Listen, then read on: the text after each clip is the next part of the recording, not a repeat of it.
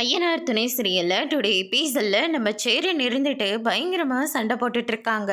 அங்கே சேரன் சண்டை போடுறத பார்க்க முடியாமல் நம்ம சந்தா இருந்துட்டு போது நிறுத்துங்க, அவரோட குழந்தை என் வயிற்றில் வளர்ந்துட்டுருக்கு, அதனால் இந்த கல்யாணம் தேவையே இல்லை அப்படின்ற மாதிரியே சொல்லிட்டு இருக்காங்க. இதை கேட்டோன்னு மொத்த பேரும் பயங்கரமாக ஷாக் ஆகுறாங்க. அதுக்கடுத்து தான் பார்த்தீங்கன்னா சந்தாவோட அப்பாவும் அம்மாவும் என்னம்மா சொல்கிற அப்படின்னு சொல்லிட்டு கேட்டுக்கிட்டு இருக்காங்க. அவர் எனக்கு ரொம்பவே பிடிச்சி போச்சு, அதனால் சென்னையில் இருக்கிற போது நாங்கள் அவசர அவசரமாக கல்யாணம் ஏற்பாடெல்லாம் பண்ணோம். ஆனால் கடைசி நேரத்தில் கல்யாணத்தை நிறுத்தி மாமா எங்களை இங்கே கூட்டிகிட்டு வந்துட்டார். அதுக்குள்ளே எங்களுக்கு எல்லாமே முடிஞ்சு போச்சு. என் வயிற்றில் இப்போ சேரனோட பையா வளர்ந்துட்டுருக்காரு அப்படின்ற மாதிரி சொல்லிட்டு இருக்காங்க. இதை கேட்டோன்னே மொத்த பேரும் ரொம்பவே ஷாக் ஆகுறாங்க. அதுக்கடுத்து தான் நம்ம சந்தாவோட அப்பா இருந்துட்டு நேராக சேரன் கிட்டே போயிட்டு சட்டையை பிடிச்சி உன்னை நம்பினதுக்கு என் பொண்ணு இந்த நிலைமைக்காட நீ ஆளாக்குவ அப்படின்னு சொல்லிட்டு சட்டையை பிடிச்சி பயங்கரமாக சண்டை போடுறாரு. அதுக்கடுத்ததாக சேரனுக்கு ஒன்றுமே புரியாமல் இருக்காரு. சந்தா இருந்துட்டு தலையை மட்டும்தான் ஆட்ட சொல்கிறாங்க. சேரனும் சந்தா சொல்கிறத பார்த்து தலையை மட்டும்தான் ஆட்டுறாரு. ஆமாம் அப்படின்ற மாதிரி சொல்லிட்டு இருக்காங்க. அப்படின்னா என் பொண்ணு சொல்கிறது எல்லாமே உண்மைதானா? உன்னோட குழந்தை என் பொண்ணோட வயிற்றில் வளர்ந்துட்டுருக்கா அப்படின்னு சொல்லிட்டு கேட்டுக்கிட்டு இருக்காங்க. சேரனும் ஆமாம் அப்படின்ற மாதிரி சொல்லிட்டு இருக்காங்க. அதனால் பயங்கரமாக சண்டை போட்டுட்ருக்காங்க. மாமா என்னை மன்னிச்சிடுங்க மாமா, நான் உங்களுக்கு பெரிய துரோகம் பண்ணிட்டேன், நான்லாம் உங்களுக்கு செட் ஆக மாட்டேன், எனக்கு அவரை தான் ரொம்ப பிடிச்சிருக்கு, அவரோட நான் வாழவும் ஆரம்பிச்சிட்டேன், தயவு செஞ்சு என்னை விட்டுருங்க அப்படின்னு சொல்லிட்டு சந்தா இருந்துட்டு அவங்க மாமா கிட்டே போயிட்டு மன்னிப்பை கேட்டு விட சொல்கிறாங்க.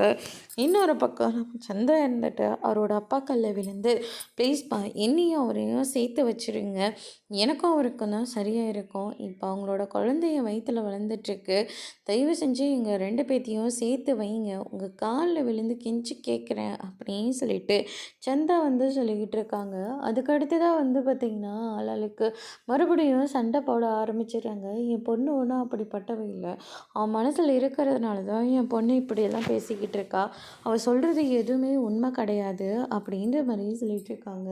யாராவது இந்த மாதிரி ஒரு விஷயத்தில் பொய் சொல்லுவாங்களா?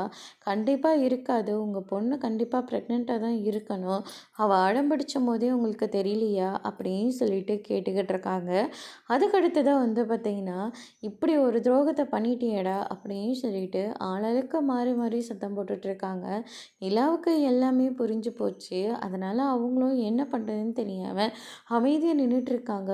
ஆனால் இந்த பக்கம் இருக்கிற நம்ம சோழனெல்லாம் இருந்துட்டு வாடா அவங்க பாட்டுக்கு பேசிக்கிட்டே தான் இருப்பாங்க. நம்ம இவங்க கேட்டுக்கிட்டு இருந்தா கண்டிப்பாக நம்மளால் அண்ணனுக்கும் சந்தானிக்கும் கல்யாணம் பண்ணி வைக்கவே முடியாது, இவங்க பாட்டுக்கு அவங்க பேசிகிட்டு இருக்கட்டும், நம்ம அவங்கள கூட்டிகிட்டு போயிடலாம் வா அப்படின்னு சொல்லிட்டு சோழன் சொல்லிக்கிட்டு இருக்காங்க. நிலா இருந்துட்டு கொஞ்சம் பொறுமை இருங்க, அவங்க தான் பேசிக்கிட்டு இருக்காங்கல்ல, தேவையில்லாமல் நீங்கள் இதுக்கு முன்னாடி போய் முந்துறீங்க, கொஞ்சம் நேரம் அமைதியாக இருங்க, அங்கே என்ன நடந்துட்டுருக்குதுன்னு முதல்ல தெரியுமா? என்ன நிலா நீங்கள் அவங்க பாட்டுக்கு எல்லாரும் ஆளாருக்கு மாறி மாறி ஒரு ஒரு இடத்துல பேசிக்கிட்டு இருக்காங்க, இங்கே எதுவுமே புரியாமல் நம்ம நின்றுட்டுருக்கோம், அங்கே பாரு சந்தா இப்படியெல்லாம் வந்துட்டுருக்காங்கன்னு, அதை நம்மளால் முதல்ல பார்க்கவே முடியல, முதல்ல நம்ம இங்கே இருக்கவே வேண்டாம், இங்கே இருந்தால் மறுபடியும் அவங்களுக்கும் அவங்க மாமாவுக்கும் கல்யாணம் பண்ணி வச்சுருவாங்க, அதனால் சந்தாவை கூட்டிகிட்டு நம்ம இங்கேருந்து போகிறது தான் எல்லாத்துக்கும் சரியாக இருக்கும் அப்படின்னு சொல்லிட்டு நம்ம சோழன் சொல்லிட்டு இருக்காங்க.